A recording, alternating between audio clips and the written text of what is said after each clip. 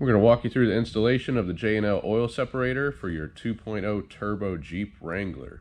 Included in the J&L kit is a fully assembled oil separator, mounting bracket, mounting screws, and a zip tie. Tools you'll need for installation is a 10mm socket, ratchet, Phillips head screwdriver, and a clip pulling tool. Let's get started. Our first step, we need to remove our engine cover. There's two 10mm bolts in the front of it.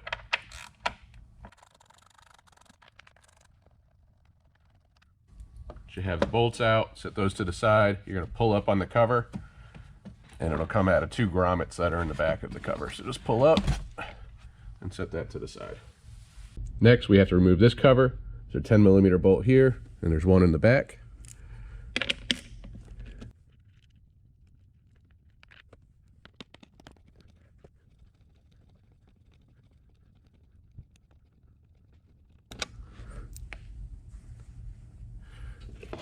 Lift up on that.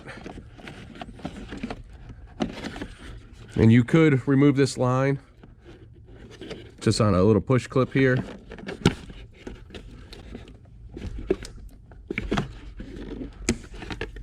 And pull that out of the way. You could also just work around that cover, but for the sake of the video and visibility, we're going to remove it. Now we need to disconnect our factory PCV line, which connects here up at the valve cover and connects down to the intake manifold here. So to do this, on the top of it there is a large gray tab, and you actually press that down to release the fitting. It can be pretty tight on here. They didn't give you a whole lot of wiggle room, so just press that down and pull off, and then we're going to pop it out of this clip here and we're going to spin it around, and that's going to show the button for the bottom connection. So press that in and wiggle that off, and that removes. You can see all the oil that's in that line already. So just press like that. Now the model in this video is a 4xe, which is the hybrid model, which has this bracket here. Now the purpose of this bracket is literally just to hold two wire harness pins. One, a harness that's just deadheaded, is probably for diagnostics at the dealer or something like that, and then there's a little harness that's running over here to the master cylinder. So for the 4xe models, we're gonna have to remove this bracket. If you don't have a 4xe model, this area is wide open, and you would just actually use this bolt here. I'll insert a photo into this video showing that,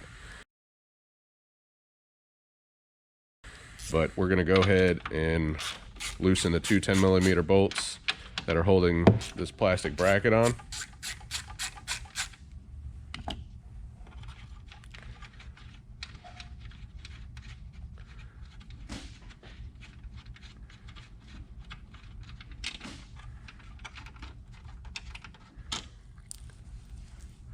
And then once you pull this out, you will see the harnesses. So this one, there is a clip here, but you don't actually have to pull the whole pin out. You can actually you're just gonna pull and then pull it towards you.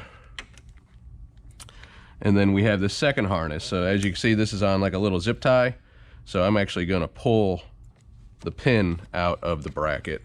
You're gonna do that with your clip puller tool by getting in between the pin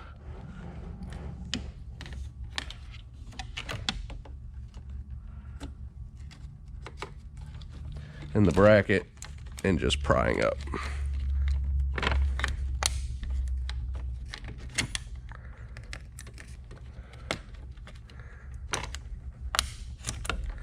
And it's coming. It's just a little tight.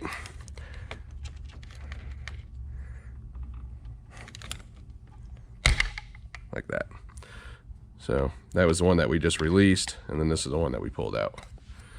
So now we have these two harnesses, and we're going to use that zip tie that was supplied with your kit just to tie them here to this big orange wire, just to get them out of the way, but that they're still secure. Again, these two wires, this is the dead-headed one. It's not going to anything. Again, probably diagnostic. And then this is the one to the master cylinder, which is probably just the level sensor. So we'll just take this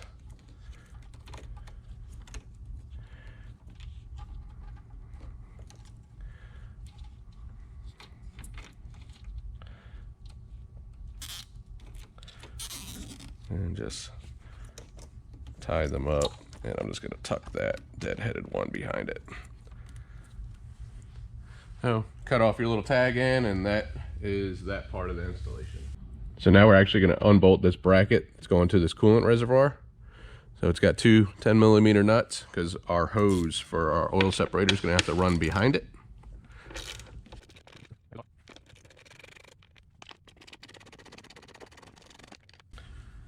And once you have that, this will lift right off. So I'm just going to set that like that for now. Next, we need to mount our bracket to our oil separator. So align the logos, install your screws, and tighten them up with the Phillips head. I would do this on a workbench, not over the engine bay, so you don't drop any screws. Now that we have our bracket mounted, we're going to route our hoses into place. So the very long hose is going to go back behind this bracket. Just going to feed it back there for now.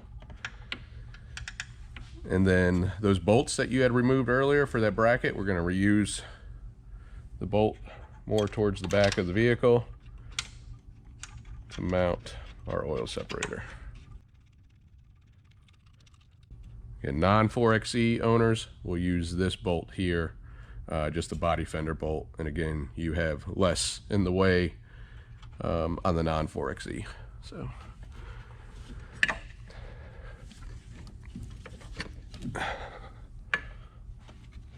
I'm not going to tighten that yet.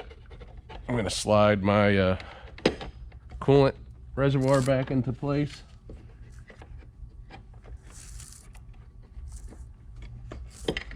What you'll see underneath, there's a locating pin for the grommet that it sits in.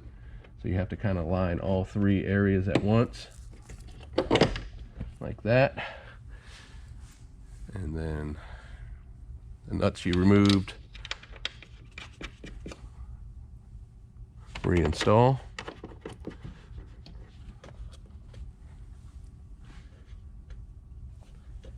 And just make sure you're not pinched on the oil separator line. It should be up in the top of the bracket where there's plenty of space. The line, as you can see, is loose. That's good. Once you have that, go ahead and tighten up your nuts.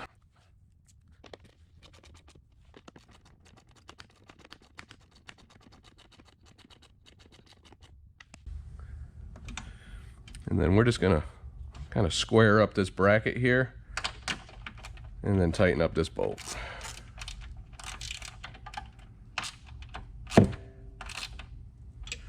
And then that other bolt you removed, just put that in that blank hole. And that way, if you ever return back to stock, you have all the hardware right in the vehicle.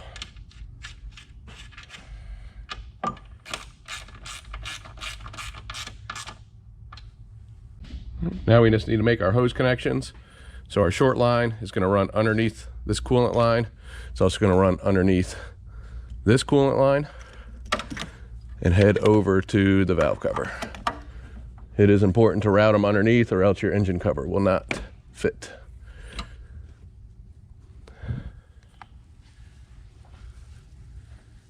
Your long line will run behind the back of the engine. Just push it past these plugs. Also, these fittings move. They'll spin in the hose. So if it's, you know, facing the wrong direction, you can just spin it. And push that onto your connection there. And then our connection at the intake manifold, same thing. This fitting rotates for adjustment. So that looks to be in the right spot. Push it straight onto that connection. And now all we have to do is put our covers back on. Need to reinstall our side cover first. You'll see these two locating pins go into two rubber grommets that are sitting over there, and that evap line is going to pin into these two. So hook your line up first, align your cover with the grommets, and then you'll be able to easily reinstall your bolts. So again, we're going to do our line,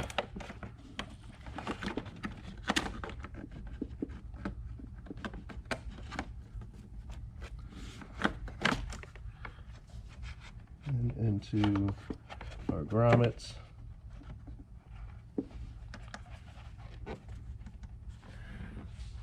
Be easier to see from over here. Yep, like that. And then align your top of your cover with the bolt holes. And reinstall your bolts.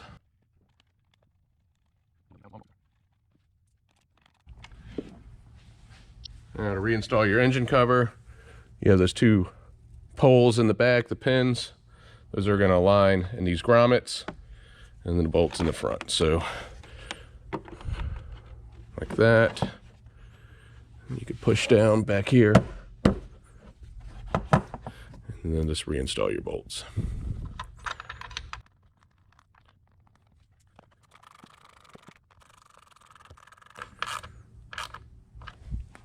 That completes your installation. Now your average collection on these oil separators, on this 2 liter, is about an ounce of oil every 1,000 miles.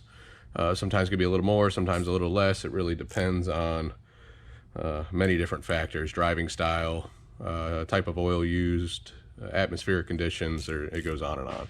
So what we recommend you do is at 1,000 miles, check your oil separator. Now on the non-4xe model, there is plenty of room to get your hand down in here and get this reservoir off. On the 4xe model, it's a lot tighter. What I'm going to recommend on this 4xe is that you remove the 10mm bolt for the mounting bracket so you can pull the entire oil separator up, get your whole hand on the reservoir so you don't drop it. It doesn't make a mess. It's an easy thing to do. One 10mm bolt will get you a lot more access to this can. If you just have the regular 2 liter non-4xe, there's ample space. Also, this is compatible with our extension, which will double the capacity. So if you want to check this thing even less, it's a very inexpensive add-on to this oil separator to go from 3 ounces to 6 ounces. So check it at 1,000. You can use our stickers as a reminder that are included in your kit for your windshield, so it's staring at you. You could also set a reminder in your phone just to check it every 4 to 6 weeks. If you know roughly how much you drive in that period of time, adjust accordingly. If you have any questions, please reach out via email, call us. We're easy to find, and we appreciate you watching, and we'll see you on the next one.